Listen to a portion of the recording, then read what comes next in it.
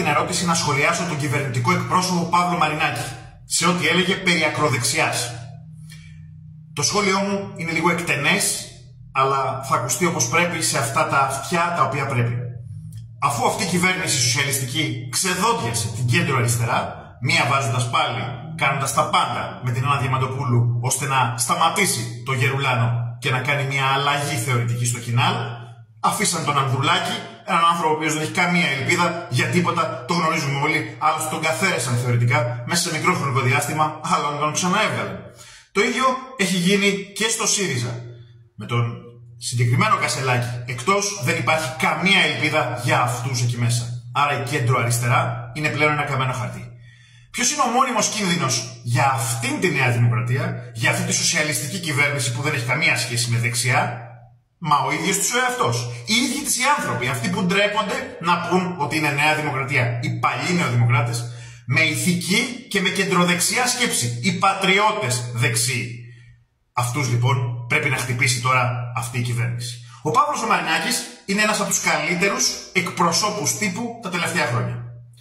Αυτό είναι γνωστό της πάσης. Είναι ένα ικανό πρόσωπο και ένας δεξιός. Ωστόσο, εκεί που βρίσκεται και αυτό που υπερασπίζεται θα το πληρώσει. Δεν μπορεί να γίνει αλλιώς. Πολιτικά θα το πληρώσει.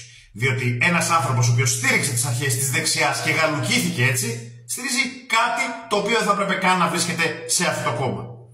Δεν θα πρέπει ποτέ επί της ουσίας να έχουμε έναν αρχηγό ο οποίος είχε έρθει με αποστασία από την Ένωση Κέντρου, έστω και αν ο Κωνσταντίνος Μητσοτάκης ήταν πολύ καλύτερος από τον Κυριάκο Μητσοτάκη, διότι αυτός εδώ, ο Κυριάκος Μητσοτάκης, προσπαθεί να κάνει αυτή την παράταξη κέντρο αριστερή. Δεν είναι προφανώς οι σκέψεις ενός δεξιού για τη Μακεδονία να φύγει το όνομα. Δεν είναι προφανώς οι σκέψεις και η πρακτική για το μεταναστευτικό αυτό που κάνουν.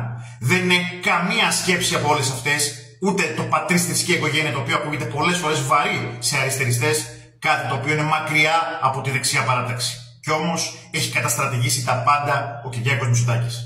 Όσοι δεν τον στηρίζουν θα την πληρώσουν και αυτοί, διότι κάποια στιγμή όλη αυτή η κεντροδεξιά μάζα, η δεξιά μάζα, θα ανακτήσει το κόμμα της.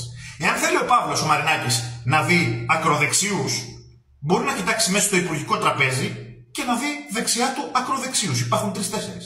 Εάν θέλει να δει αριστερούς, κεντροαριστερούς, πάλι το ίδιο θα γίνει. Στο ίδιο τραπέζι μπορεί να βρει πάλι τους ίδιους ανθρώπους.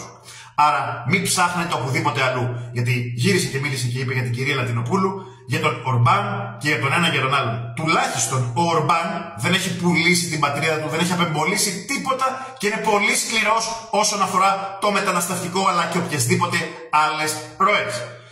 Εφόσον λοιπόν όλη αυτή η πολιτική εκφράζεται από κάποιους άλλους ανθρώπους, ή κάποιοι άλλοι άνθρωποι αυτοί είναι το φόβητρο το δικό τους.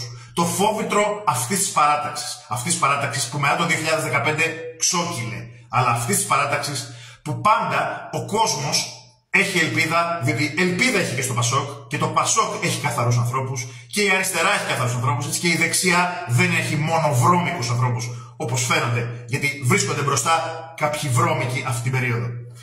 Υπάρχουν πολύ καθαροί άνθρωποι οι οποίοι απειλούν όλους αυτούς.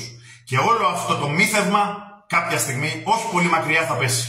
Αυτό είναι που φοβίζει όλους εκείνους που επιτίθενται και ονομάζουν όλους εμάς ακροδεξίους. Όπως μας ονόμασαν αντιεμβολιαστές τη μισή χώρα επειδή δεν ήθελε να υποχρεωθεί σε κάτι το φασιστικό, το κάτι το αντιιατρικό. Έτσι ονομάζουν ακροδεξίους κάποιους που απλά είναι δεξιοί. Έτσι ονόμασαν αντιεμβολιαστές κάποιους που απλά κράτησαν την ηθική ψηλά. Ποιοι? Οι αριστεριστές και οι εμβολιομανείς.